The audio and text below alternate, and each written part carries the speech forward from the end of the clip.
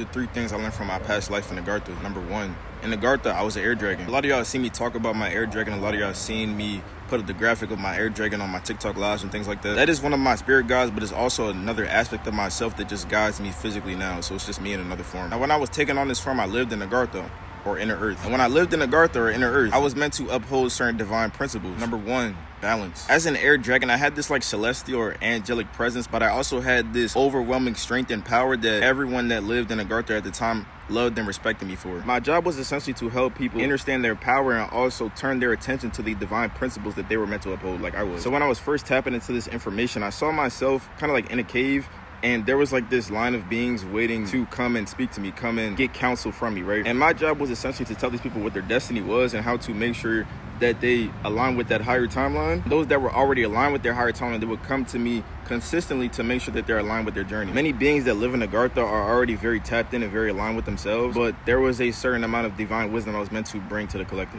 Number 2, the divine principle of peace. I've always embodied this sense of peace that everyone around me seems to kind of like marvel at. And for me, it's more of like a natural state. I don't really have to try to be this way. This is tied to this past life because as a dragon, I was always peaceful, but I was so strong that people would almost try to get me off my pivot to like take me out of that divine grace that I was walking in. Because if they were able to take me out of this graceful energy, they felt I was more on their level and they could actually affect me. This is something that I've experienced in the physical, especially when I was a kid, because I was so happy and graceful and open-hearted.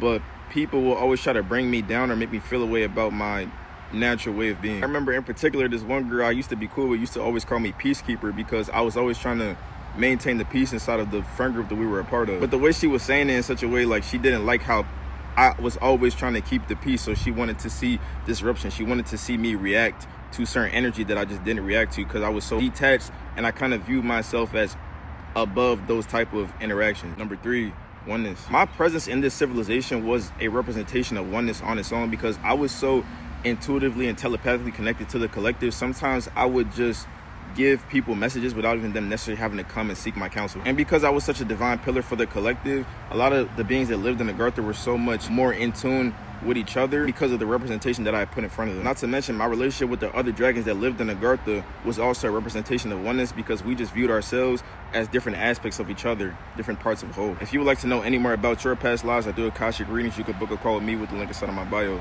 Peace.